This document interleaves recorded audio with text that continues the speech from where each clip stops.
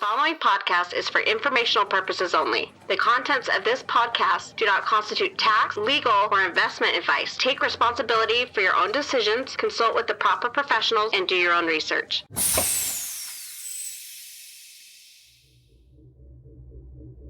Well, I think the graph is really going to become a pillar of Web3.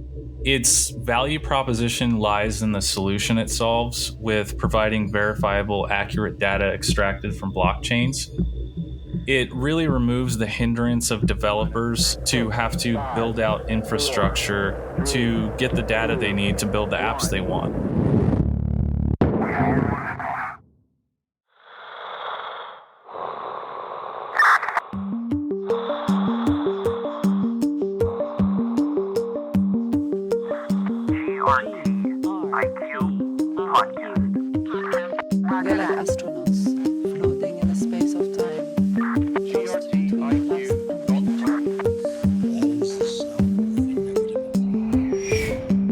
Welcome to the GRTiQ podcast. Today I'm speaking with Vince Petoscia, an indexer at the Graph. Vince's indexer operation, called Nodify, is a newer and up-and-coming indexer. And because I'm interested in shining a light on the newer indexers going to work at the Graph, I sought Vince out and begged him to do an interview. For anyone active in the community, then you probably already recognize Vince and Nodify. After he launched, he became very active and present all throughout the Graph community, including a special Reddit AMA on the topic of indexing. As you're about to hear, for Vince, becoming an indexer at the Graph is a story about starting a new career, pursuing a passion, and at its heart, it's the tale of an entrepreneurial journey into Web3. I'm grateful to Vince for being willing to share his story, and I hope Vince's story shines a light on the path newer and smaller indexers take to contribute in the Graph, along with their commitment and passion for the community and Web3. As always, I began the conversation by asking Vince about his professional and educational background. Well, from as far back as I can remember, I've really always loved exploring how things work, what makes them tick, taking things apart, putting them back together. When my parents first bought our computer, I spent an inordinate amount of time on it. It always seemed like really vast and endless. At the time, it just remained a passion for me, but I always was the guy that everyone would call when something breaks. But after graduating high school, I quickly developed another passion that I found in medicine. I got my formal education in paramedic studies, and I spent the next decade of my professional career as a paramedic. I continued to tinker with really any technology I found interesting, but I decided this is where I would pivot in the tech sector. 4 years ago, I began rapidly educating myself further with Linux, networking, storage solutions, and distributed systems. Then I continued my formal education in network and systems engineering.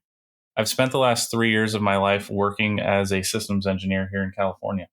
I got to imagine with that paramedic degree and being an EMT, that's pretty intense, and you probably have a lot of stories. Is it as intense as it seems like it would be?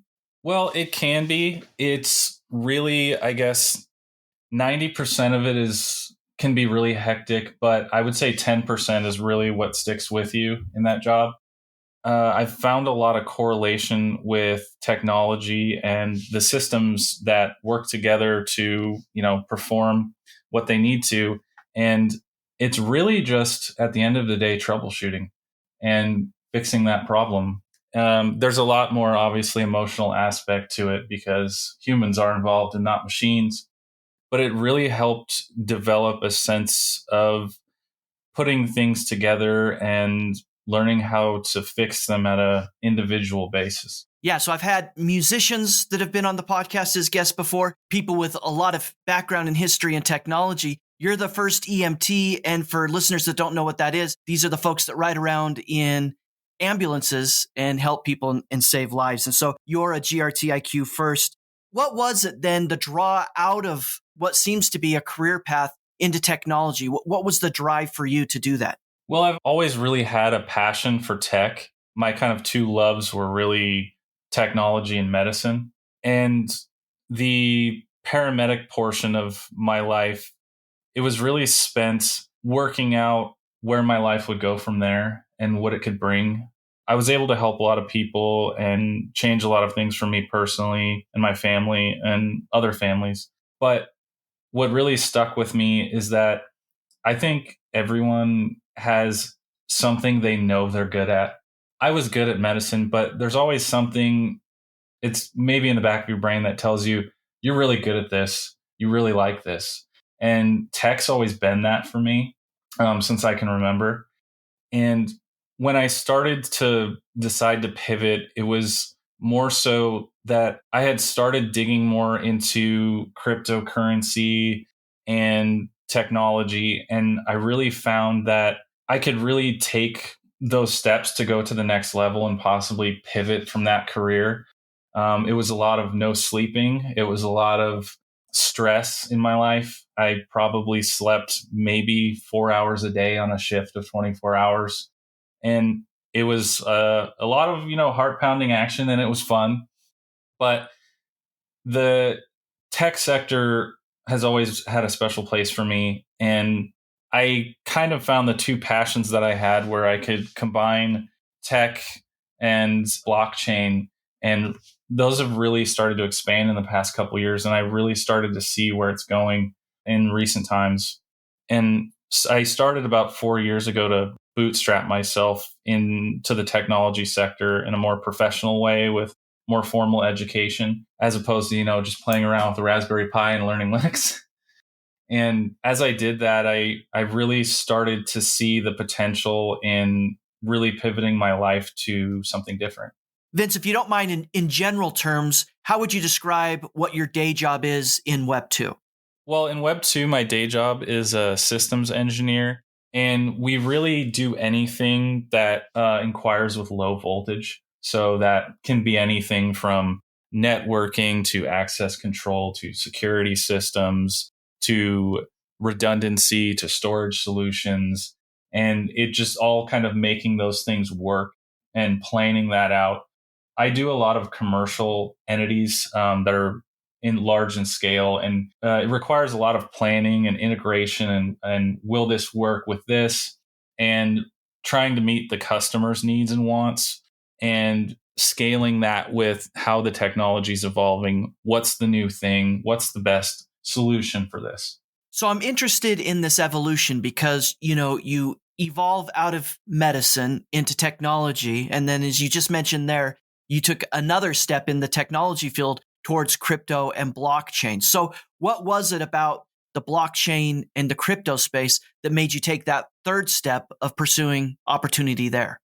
Well, I think it was really the kind of opportunities that Defy and a lot of other platforms that have begun expanding in the space really rapidly. And it's kind of given a chance at those that want to participate in the ecosystem to really find themselves. And anyone, I would say, with a technical aptitude at all and a passion for technology and blockchain and what that can bring to the world, it really gives them a space to find themselves in it and collaborate, build, and work with others. So like a lot of people within the graph ecosystem, you have a day job, but you're spending a lot of your free time, nights and weekends, working on your indexer operation, which we'll talk a lot more about in a moment. But Web3 is top of mind for a lot of people right now. As a professional working in Web 2 right now, how do you define and think through what Web3 is and what it can mean for the world? Well, I think we really have to, if we want to go to Web3 and we want to make that a reality, we have to really look back at what Web 1 was for the world. It was really open. It wasn't, it was moving faster than regulation can happen. We didn't know what it could be, but we knew that it gave everyone a chance to participate, communicate, and really open up communities to people that didn't really have one before.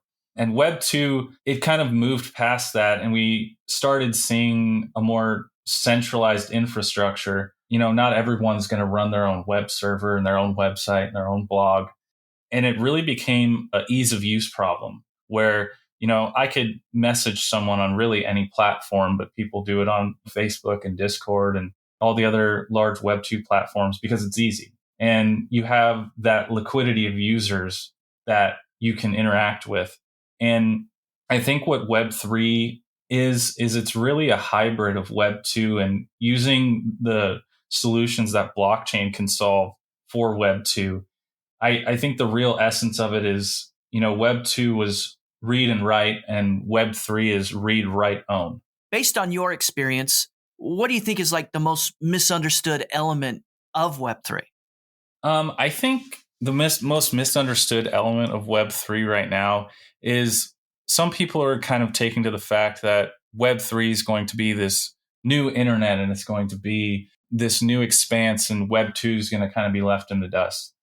To be truthful, I don't think Web 2 is going to go anywhere, but I think Web 3 is an expansion of Web 2, and using the tools that blockchain can give you control over your own data and identity, and solving those centralized problems that Web 2 has brought with tech giants, and really giving everyone a seat at the table and knocking down the walled gardens. So when you're at work during your day job, working as a professional in Web 2, are you routinely having aha moments where you're saying, it would be really nice to be using some element of blockchain here, or it would be really nice if we could include a token or something here? Are you having those type of epiphanies? Yeah, there's definitely been some large use cases in Web 2 from what I'm doing, especially with identity solutions where, I'm working with so many different platforms. Everything kind of expands on, pricing, use case, what the customer needs, what the customer wants. And there are centralized distributed data systems like Okta and Azure and stuff like that, but they really only keep that in their garden. And there's some integrations, and you kind of get excited. You're like, oh, thank goodness that they've finally integrated with this platform, and now we can combine those two. But I think with Web 3 and the identity aggregation that could be achieved with that is something that could really simplify a lot of solutions and really just integrate everything.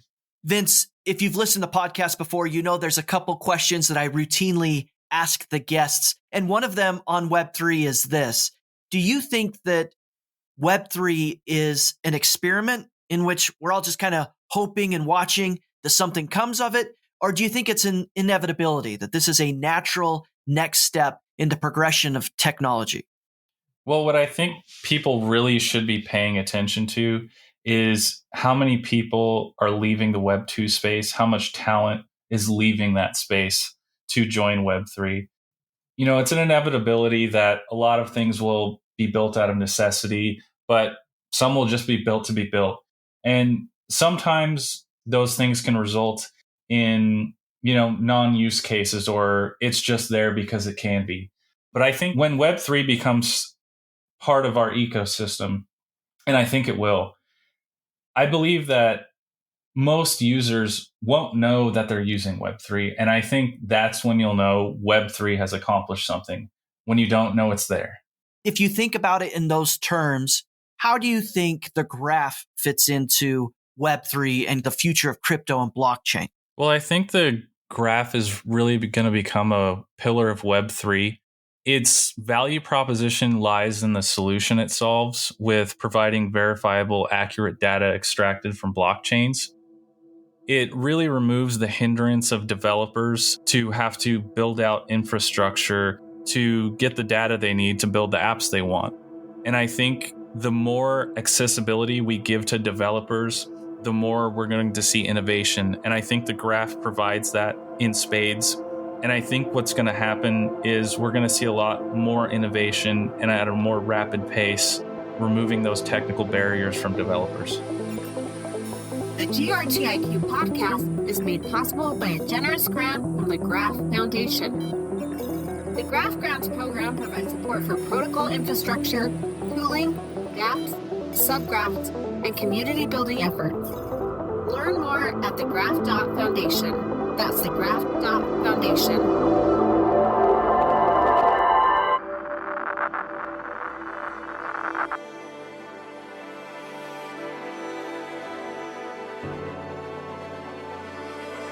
Hi, this is GRTiQ. On June 2nd, I'll be in San Francisco, California for Graph Day. As most listeners already know, I have a non-technical background, and I think that's important to know. Graph Day isn't only for developers and builders, it's also for people like me, and maybe even you, who are interested in meeting more of the community, seeing where their background and experience can be useful, and participating in something that's so critical to the future of Web3. Plus, many of the former GRTiQ podcast guests will be there, so I guess I'm also anxious to see some friends. There's a link in the show notes if you're interested to learn more how you can come and participate at Graph Day. I hope to see you there.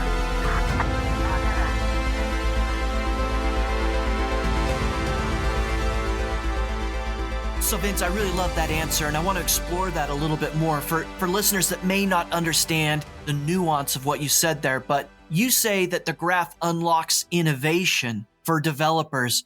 Can you describe that in a little greater detail? How does the graph enable innovation? Well, the graph enables innovation because if I wanted to build a decentralized application, I need data from the blockchain to fill that with. It's really like anything else. If you wanted to build a weather app in your hometown and you just wanted to display that data, you'd have to build infrastructure yourself to aggregate all the data that's provided and just pull the data that you want. And that can be really technically challenging to get the data you want, but discard the data you don't. So what the graph's really doing for developers is removing a large barrier. It can be financial, it can also be technical, and it allows them just to build. It gives the developer more time to focus on building and less time worrying about infrastructure and latency and all the other things that a developer has to worry about if they're running their own systems. Vince, I want to turn our attention now to your work as an indexer working at the Graph. I think it's really interesting that someone like you who felt an attraction out of an existing career towards technology, and then, like I said earlier, took that additional step and to go to work building the Graph ecosystem, that you chose indexer as that role. What was it about being an indexer at the Graph that caught your attention and drew you into that space? What initially attracted me is, I would say, the challenge. Most validator nodes, I don't know if you've ever run one, but most validator nodes in the space, it's kind of a set and forget. The indexing stack is quite complex in nature, and there's always something new to learn, something new to optimize, and it's really evolving quite quickly. And I think the challenge of just being able to do it is what first attracted me. Vince, you and I met a couple months ago. We were introduced through Discord and connected and just kind of became acquainted like so many others working within the Graph ecosystem. And I really wanted to interview you and shine a light on what you are doing because you're brand new to indexing. You're somewhat of a smaller indexer. And I think in the spirit of keeping stake decentralized and empowering more people to participate in the Graph ecosystem, shining a brighter light on people like you is really important. So I'm really grateful that you would do an interview like this and talk more about what you're working on. What's the name of your indexer for any listeners that want to look up what you're doing at the Graph? So my indexer name on the Graph is Nodify. It's kind of a brand I'm building out that I plan to integrate more into the Web3 space. And if we go back to when you were starting to think about becoming an indexer, I'm really interested on the front side of that before you even launch and kind of go to work on the Graph. What went into that thinking? And what I'm asking is, did you build spreadsheets to try to determine how much self-stake you needed, how much delegator stake you needed? Did you build and contemplate marketing planning? Did you contact others, seek out mentorship? Will you just take us back in time about what that front load was like for you before you decided to get involved and become an indexer? Well, I joined the Graph in December with the Coinbase listing. That's really where the Graph came on my radar. And it wasn't something trivial that I wanted to really invest in or participate in until I joined the community and see what that's about. Because I would say, the hardest pull in any project is really what the community is about. And I joined the community as a delegator on Discord mainly. And I just kind of sat there and just really focused in on what was the community doing? Was it all price talk? Were they building? Were they collaborating? What was really happening behind the scenes? And I quickly realized that everyone was helping each other. Everyone was working together on something bigger than themselves. And I dug more deeper into the protocol and what other roles could I play in this, because it really caught my attention.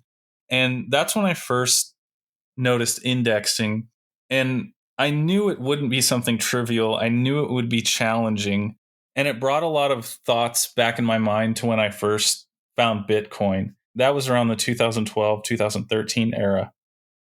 And it was the first time I've felt like that since then.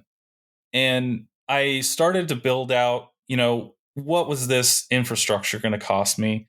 What would I potentially make? I started to plan out the financial models, with Excel spreadsheets, and started talking to people about it and really finding out from other indexers in the Discord, attending indexer office hours, which I highly recommend if you're thinking about becoming an indexer, and seeing the problems they're facing or what they're working on. But the main aspect is that, 100,000 graph is required to be an indexer, and that's no small lift for a lot of people. So that was really the next step for me after deciding this is something I wanted to venture down. And I bootstrapped myself with an investor. Thank you, Rich. Then we talked a lot about what the graph did. And I don't think he invested in the graph. I think he invested in me. I think he saw the passion for what I saw the graph could become and what it could achieve. And after I achieved the one hindrance of the financial aspect, I began running on testnet for a period of months to see if it was even something I can do. It was really challenging. It was very thought-provoking. It was really something that has challenged me like nothing has before. I could only think of another time that I was as frustrated, happy, and sad at the same time. And that was when I was in paramedic school. And after I began on testnet, I was really impressed at how helpful people from all around the world had the same vision that I did. And I don't think that can be underestimated in building something. So it sounds like, Vince, you approach this a lot like starting a business where you had to think about capital, building out spreadsheets, making sure that it made sense from a financial perspective. But then there's the other side of the equation, which you just described, where you have to also build the technology and operational capabilities to be an effective indexer. How did you find the balance in both of those roles? I think the balance between the technology and the financial capital really came into play at different times in the process of becoming an indexer. Obviously, the financial lift was the first thing to come, because if you can't meet that, you can't index. But that's definitely the first thing you want to start to plan and figure out is it even viable to do? Can you do it? And then the technological lift, things might change in the financial aspect, but I think that the technological aspect really needs to be watched over almost on a daily basis, as things in this space are changing so rapidly. And I think the main thing that helped me was really just being active in the community and participating in the community and garnering knowledge that others were willing to share and really passing that along. I think the biggest aspect that's helped me is really breaking things and fixing them. Going back then in time, when you framed the decision to become an indexer, did you do it from the perspective of, if I meet that first financial hurdle of the 100,000 GRT, I can just kind of let this thing run self-sufficiently? Or were you also thinking in terms of, I really need to onboard and attract some delegators to participate with me? I think we really need delegators to expand our operations. While you could operate at 100,000 graph and really just operate at 100% effective cut, garnering no delegators, if you want to expand in the ecosystem of the graph, you do need delegators, because without delegators, you can't effectively allocate more stake onto the network and provide a more redundant service to the network as a whole. And it can't be understated what a large role delegators play. I'd be curious to know, Vince, what surprised you most once you got started and were performing this daily activity of being indexer. What surprised you most about that? Well, initially, I thought what would surprise me most is the technical lift that it took and how I got there. But really, for me, it was joining the cohort of other indexers, and it's such a diverse group of talented people from all around the world that are really laser focused on the same vision at the end of the day. I think that it's kind of incredible. I mean, if you look, indexers are really competitors to each other in a data business at the end of the day. And the altruistic nature of the indexer community has been really astonishing to watch.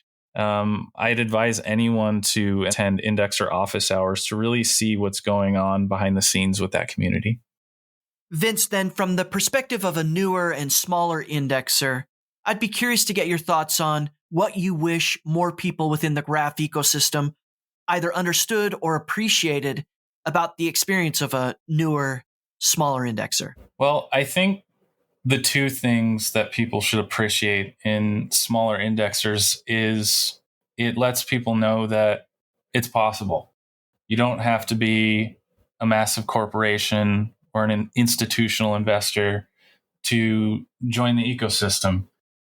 Not to say that 100,000 GRT is no small financial lift for most people, but I think that it's kind of living proof that, you're not going to be a millionaire overnight, but are more so doing it for the passion of what they want to do and the vision they see. Hi, this is Vince with Nodify, an indexer at the Graph. If my conversation with the GRTiQ podcast has been helpful to you, then please consider supporting future episodes by becoming a subscriber. Visit grtiq.com/podcast for more information. That's grtiq.com/podcast. GRTiQ podcast. Thanks for listening. Roger that. So Vince, then I got to ask about keeping stake decentralized. And from your perspective, as a smaller indexer, how do you think through this issue of keeping stake decentralized and how important it is? Well, even more broadly, I think decentralization and blockchain, it gave us the ability to decentralize, but we also have to combat human nature, and people like being together. And I think blockchain in general has given us an opportunity to be together but separate, if that makes sense.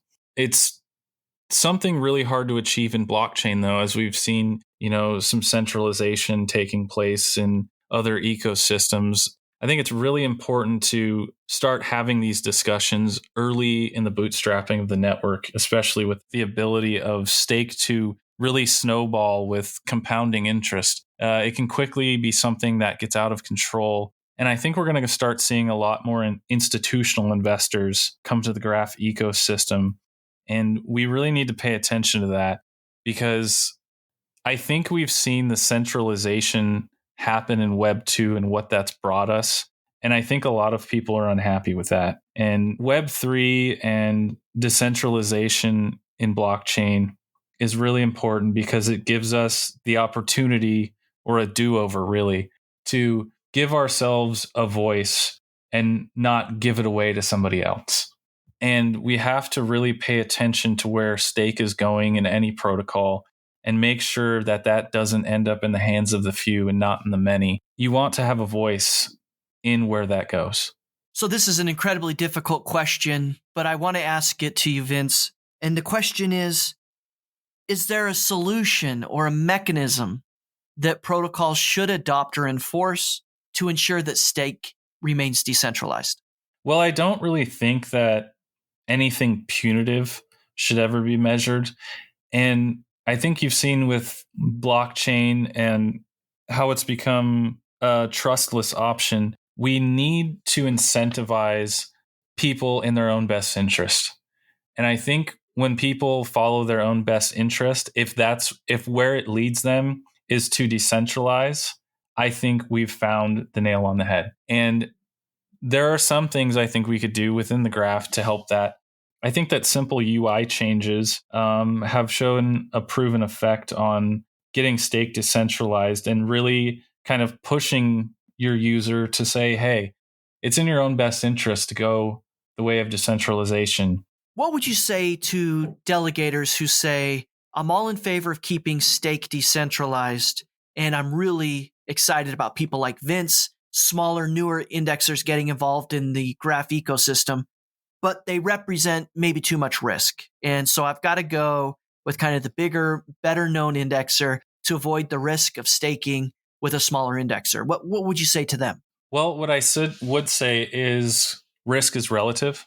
What $100 million is $10,000 to me. So I would say it's all about perception. And I think the biggest thing, if you want to mitigate risk, is 90% of that is, are they active? Are they there? Are they present? Can you talk to them? What are they working on? Are they doing anything to help the protocol? Do they seem invested?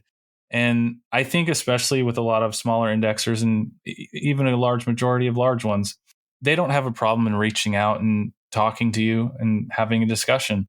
I think you should have those discussions in combination with tools like GraphScan and communities like the Grafternauts that you can join to really gauge skill, reputation, and where that indexer is going. You can look at financial tools if you're concerned with that and see their chain history. It's all there to see. Vince, as an indexer at the Graph, a participant in this Graph ecosystem, what are you most excited about when it comes to the future of the Graph? I think what I'm most excited about right now is really seeing the large push of the hosted service on Ethereum mainnet to start. We've already started to see it trickling over onto mainnet. We're just at about over 300 plus subgraphs on mainnet. And I'm really excited to see how that shakes out when a larger majority of the hosted service goes over onto the decentralized mainnet. And more so, I'm really excited to see and interact with all the other communities that the Graph is bringing.